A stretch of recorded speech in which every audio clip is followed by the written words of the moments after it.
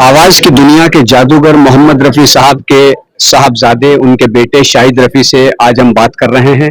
आपका स्वागत है जी। बहुत बहुत शुक्रिया। ये अभी सामरा का प्रोग्राम हुआ है, रॉयल्टी को लेकर बातचीत हुई है, आपका क्या कहना है? नहीं, बहुत अच्छा हो रहा है। अपने संजय जी बहुत अच्छा काम किए, अनूप जी हैं, बाकी सब लोग जो मेंबर्स हैं और कमेटी मेंबर्स हैं, सोनू जी हैं, शान हैं और शैलेंद्र जी हैं, सब लोग बहुत अच्छा काम कर रहे हैं।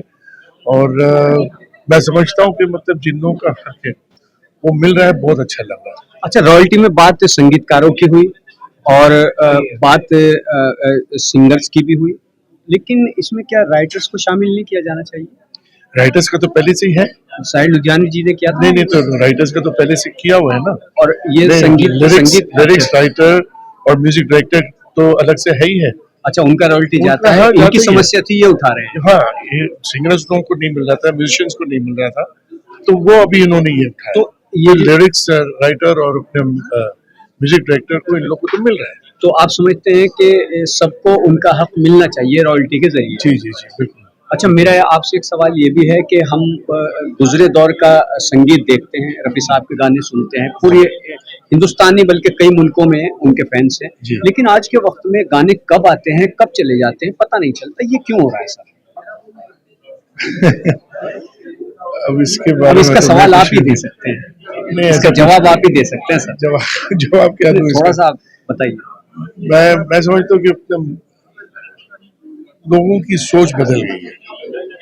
और दूसरी क्या बात है कि जो पहले लिखा जाता था, जो पहले की आवाज थी, चलो आवाज तो नहीं, लेकिन जो लिखा जाता था, जो म्यूजिक दिए जाते थे, वो दिल से लिखा जाता था और अपना उसमें मीनिंग होती थी, उसमें मतलब हर किस्म की चीजें होती थी। तो मैं समझता हूँ कि आज की तारीख में तो आप बताइए मुझे कौन सा गाना मीनिंगफुल है? बहुत कम मिलेगा। शकील, शाहिद लुधियानवी, मजरू सुल्तानपुरी अब नहीं रहे? नहीं, मैं नहीं समझता हूँ। जिस तरीके से उन्होंने जो काम कर गए वो कर गए।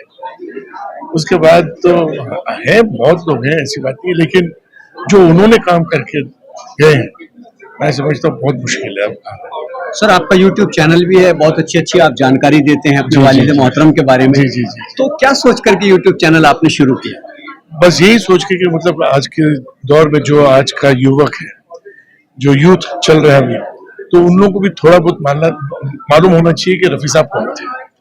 तो क्योंकि अभी आज की तारीख में मैं समझता हूँ, देखा हूँ जहाँ तक, तो हाँ, बहुत लोग वैसे भी हैं, मतलब अपने यंग जो है, जो रफी साहब को सुनते हैं, लेकिन कोने कोने तक अपना पहुंचना चाहिए कि मतलब रफी साहब थे क्या, उनके बारे में वो जानकारी देने की कोशिश करते हैं जो आमतौर पर नहीं है। जी बिल्कुल।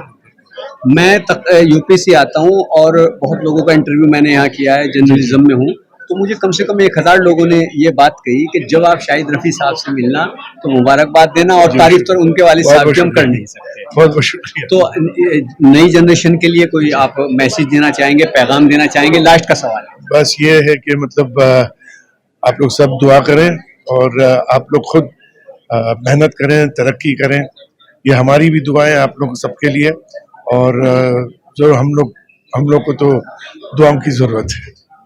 बहुत बहुत शुक्रिया बात करने के लिए।